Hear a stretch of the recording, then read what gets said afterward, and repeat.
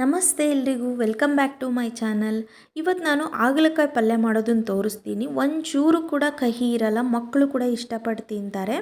ನಾನು ಹೇಗೆ ಮಾಡ್ತೀನಿ ಅನ್ನೋದನ್ನು ನೋಡ್ಕೊಳ್ಳಿ. ನೋಡಿ, ಮೊದಲಿಗೆ ಹಾಗಲಕಾಯಿನ ಚೆನ್ನಾಗಿ ವಾಶ್ ಮಾಡಿ ಈ ಥರ ಪುಟ್ ಪುಟ್ಟಾಗಿ ಕಟ್ ಮಾಡಿ ಕಾದಿರೋ ಹಂಚಿಗೆ ಹಾಕಿ ಸ್ವಲ್ಪ ಒಂದು ಸ್ಪೂನ್ ಎಣ್ಣೆ ಹಾಕಿ ಚೆನ್ನಾಗಿ ಫ್ರೈ ಮಾಡ್ಕೋಬೇಕು. ಸ್ವಲ್ಪ ಅದು ಕಲರ್ ಚೇಂಜ್ ಆಗ್ತಾ ಬರುತ್ತೆ, ಅಲ್ಲಿವರೆಗೂ ನೀಟಾಗಿ ಫ್ರೈ ಮಾಡ್ಕೊಳ್ಳಿ, ಇಲ್ಲಾಂದರೆ ಕಹಿ ಇರುತ್ತೆ.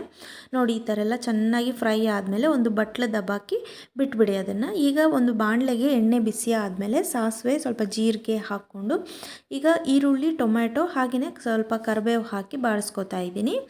ಈಗ ಇದಕ್ಕೆ ಒಂದು ಸ್ಪೂನಷ್ಟು ಉಪ್ಪು ಹಾಗೆ ಒಂದು ಅರ್ಧ ಸ್ಪೂನು ಅರಿಶಿನ ಹಾಕಿ ಮಿಕ್ಸ್ ಮಾಡ್ತಾ ಇದ್ದೀನಿ.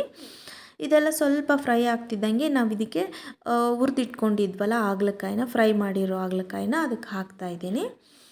ಇದೆಲ್ಲ ಚೆನ್ನಾಗಿ ಸ್ವಲ್ಪ ಬಾಡಿಸ್ಕೊಂಡು ಈಗ ಇದಕ್ಕೆ ನೋಡಿ ನಾನು ಬೇಳೆ ಹಾಕ್ತಾಯಿದ್ದೀನಿ. ಇದು ತೊಗರಿಬೇಳೆ, ಸಾಂಬಾರು ಮಾಡೋ ಬೇಳೆ. ಇದನ್ನು ಒಂದು ಅರ್ಧ ಗಂಟೆ ನೀರಲ್ಲಿ ನೆನೆಸಿಟ್ಟಿದ್ದೆ. ಈಗ ಇದನ್ನು ನೀರು ಸಮೇತನೇ ಹಾಕ್ಕೋತಾ ಇದ್ದೀನಿ. ಸ್ವಲ್ಪ ಒಂದು ಸ್ಪೂನ್ ಸಾಂಬಾರು ಪೌಡರ್, ಒಂದು ಸ್ಪೂನ್ ಖಾರದ ಪುಡಿ, ಹಾಗೆಯೇ ಒಂದು 5 ಸ್ಪೂನ್ ಅಂದ್ಕೊಳ್ಳಿ, 5 ಸ್ಪೂನ್ ಬೆಲ್ಲ ಹಾಕಿ.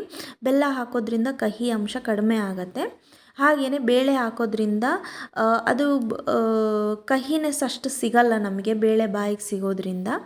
ಬೇಳೆನ ಪೂರ್ತಿ ಮೆತ್ತಗೆ ಬೇಯಿಸೋಕೆ ಹೋಗಬೇಡಿ. ನೋಡಿ, ಸ್ವಲ್ಪ ಎಷ್ಟು ಬೇಕೋ ಅಷ್ಟು ನೀರು ಹಾಕ್ಬಿಟ್ಟು ರುಚಿಗೆ ತಕ್ಕಷ್ಟು ಉಪ್ಪು ಹಾಕಿ ಮುಚ್ಚಿಟ್ಬಿಡಿ. ಈಗ ನಾನು ಅಷ್ಟರಲ್ಲಿ ರೊಟ್ಟಿ ಮಾಡ್ಕೋತಾ ಇದ್ದೀನಿ. ಸೊ ನೀವು ಬೇಕಂದರೆ ಚಪಾತಿ ಕೂಡ ಮಾಡ್ಕೋಬೋದು, ಚೆನ್ನಾಗಿರುತ್ತೆ. ಆದರೆ ರೊಟ್ಟಿ ಜೊತೆ ಕಾಂಬಿನೇಷನ್ ತುಂಬಾ ಚೆನ್ನಾಗಿರುತ್ತೆ. ನಾನಿಲ್ಲಿ ಜೋಳದ ರೊಟ್ಟಿ ಮಾಡ್ತಾಯಿದ್ದೀನಿ. ರೈಸ್ ಜೊತೆಗೆ ಸೈಡ್ ಡಿಶ್ಶಾಗಿ ಕೂಡ ಮಾಡ್ಕೋಬೋದು, ಯಾಕಂದರೆ ಬೇಳೆ ಹಾಕಿರೋದ್ರಿಂದ ಕಹಿ ಅಂತೂ ಸ್ವಲ್ಪನೂ ಇರಲ್ಲ, ತುಂಬ ಚೆನ್ನಾಗಿರುತ್ತೆ. ಒಂದ್ಸರಿ ಟ್ರೈ ಮಾಡಿ. ನೋಡಿ, ಈಗ ನೀಟಾಗಿ ಬೆಂದಿದೆ. ಸೊ ಒಂದು ಸ್ಪೂನ್ ಕುರ್ಷಾಣಿ ಪೌಡರ್ ಹಾಕಿ ಮಿಕ್ಸ್ ಮಾಡ್ತಾ ಇದ್ದೀನಿ. ಒಂದೇ ಒಂದು ನಿಮಿಷ ಕುದಿಸಿದ್ರೆ ಆಯಿತು. ಒಂದು ಸ್ವಲ್ಪ ಕೊತ್ತಂಬರಿ ಹಾಕಿ ಮಿಕ್ಸ್ ಮಾಡಿಕೊಂಡ್ರೆ ಕರಿ ರೆಡಿ ಆಗುತ್ತೆ. ತುಂಬಾ ಚೆನ್ನಾಗಿರುತ್ತೆ ಬೇಳೆ ಹಾಕೋದ್ರಿಂದ. ನೋಡಿ, ಬೇಳೆ ಈ ಥರ ಜಸ್ಟ್ ಹಿಂಗೆ ತುಂಡು ಆಗಬೇಕಷ್ಟೇ, ಅಷ್ಟು ಮಾತ್ರ ಬೇಯಬೇಕು. ತುಂಬ ಮೆತ್ತಗೆ ಬೇಯಿಸ್ಕೊಂಡ್ರೆ ಚೆನ್ನಾಗಿರಲ್ಲ. ಜಸ್ಟ್ ಒಂದೆರಡು ಭಾಗ ಆಗಬೇಕಷ್ಟೇ, ಅಲ್ಲಿವರೆಗೂ ಬೇಯಿಸ್ಕೊಳ್ಳಿ. ಅದ್ರ ಜೊತೆಗೆ ಹಾಗಲಕಾಯಿ ಕೂಡ ನೀಟಾಗಿ ಬೆಂದ್ಕೊಂಡಿರುತ್ತೆ. ತುಂಬಾ ಟೇಸ್ಟಿಯಾಗಿರುತ್ತೆ. ಒಂದ್ಸರಿ ಬೇಳೆ ಹಾಕಿ ಟ್ರೈ ಮಾಡಿ ನೋಡಿ ನೀವು.